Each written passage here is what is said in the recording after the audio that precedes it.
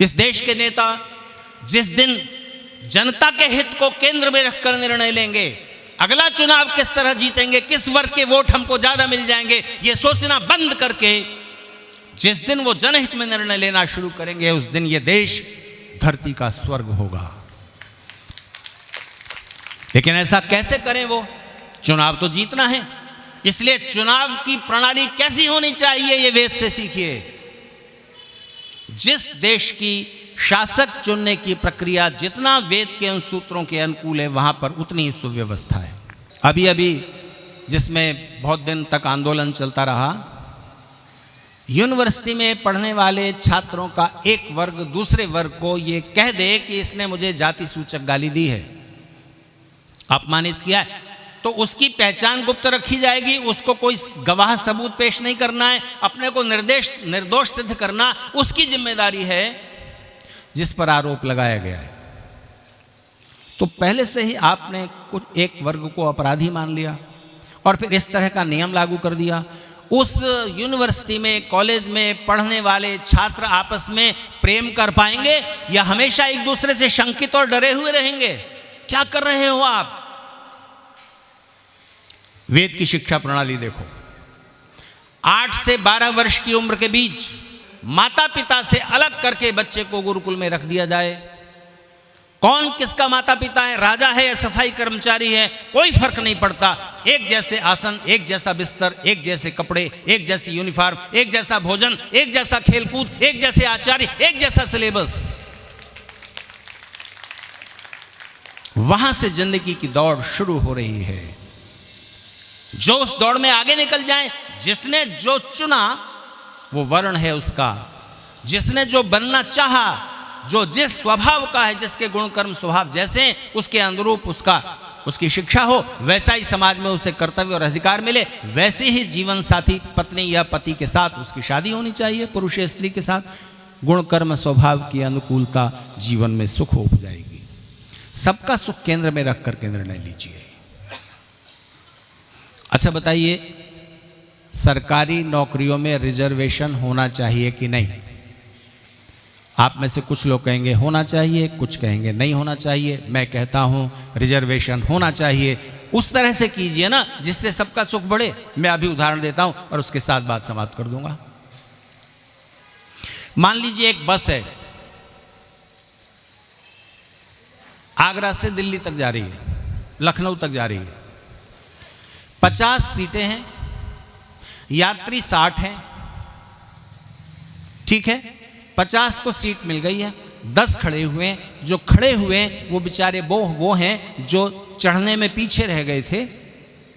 उनमें से कोई विकलांग है, पैर नहीं है, एक महिला है, गोद में बच्चा है, एक बुजुर्ग है 75-80 साल का। तो एक सभ्य समाज की, अगर आर्यों का समाज है और उनके 50 लोग आर्य लोग बैठे हुए हैं, तो क्या चित्र होना चाहिए? तब चित्र यह होगा कि सीट पर बैठने का अधिकार किनका है? पहले जो विकलांग है, गोद में बच्चा है, बूढ़ा है, बुजुर्ग है, बीमार है। तो अगर 5 ऐसे लोग हैं तो 10 लोग खड़े हो जाएं और अपनी सीट ऑफर करें, बैठिए बैठिए। वहां किसी सीट को विकलांगों के लिए रिजर्व करने की जरूरत है? नहीं है। आर्यों के समाज में नहीं है। वहां संरक्षण है, आरक्षण नहीं, संरक्षण है। कोई भी बच्चा पैदा हुआ है वो हमारे समाज का हिस्सा है। उसको जीवन में आगे बढ़ने के जितने अवसर दिए जा सकते हैं समान रूप से उपलब्ध करा दीजिए। और अगर नहीं है तब क्या करें? तब सीट रिजर्व करनी पड़ेगी ना भाई, यहां विकलांग बैठेगा, यहां बुजुर्गों के लिए, ठीक है। इससे आप इनकार करेंगे क्या? नहीं ना। लेकिन जब ड्राइविंग के लिए ड्राइविंग सीट पर बिठाने की बात हो, वहां रिजर्वेशन करेंगे या योग्यता, कौन अच्छा चला सकता है? तो थोड़ा सा बस इस बात का ध्यान रखा जाना चाहिए। हमने जब विश्वनाथ प्रताप सिंह मंडल कमीशन लागू कर रहे थे, तब हमने यानी आर्य समाज मुंबई ने, आर्य प्रतिनिधि सभा मुंबई ने एक प्रस्ताव पारित करके विश्वनाथ प्रताप सिंह को भेजा था। प्रधानमंत्री थे, हमने प्रस्ताव भेजा था, आप जिसको जैसा जैसा रिजर्वेशन देना चाहते हैं दीजिए, लेकिन एक रिजर्वेशन इस तरह भी दीजिए कि जो अंतर जातीय विवाह करे उसको रिजर्वेशन में प्राथमिकता दीजिए। आप जातिवाद मिटाना चाहते हो या जातियों को जिंदा रखना चाहते हो और उनमें आपस में द्वेष फैलाना चाहते हो? सवाल ये है। इसलिए जो भी नियम बनाए न्यायपूर्वक हो, सबका सुख बढ़े, नहीं तो कुछ का दुख बढ़ जाए, कुछ का सुख बढ़ जाए, ऐसा नहीं कीजिए।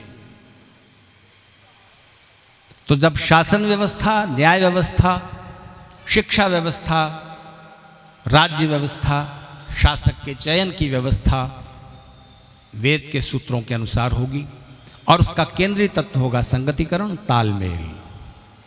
कभी कभी आपको समन्वय करना पड़ता है, कभी संतुलन करना पड़ता है, कभी सामंजस्य बिठाना पड़ता है। दो लोग किसी सोफे पर आराम से बैठ सकते हैं, पैर फैला के, बीच में 1 फुट की जगह छोड़ करके आराम से बैठे।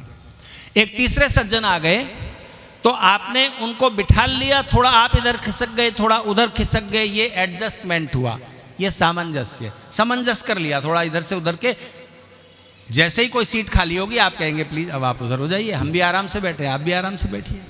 तो अगर चीजें ज्यादा हैं, रोजगार पर्याप्त है, काम बहुत है और करने वाले लोग कम हैं, तो कोई कंपटीशन है क्या? भाई तुम कर लो, ठीक है।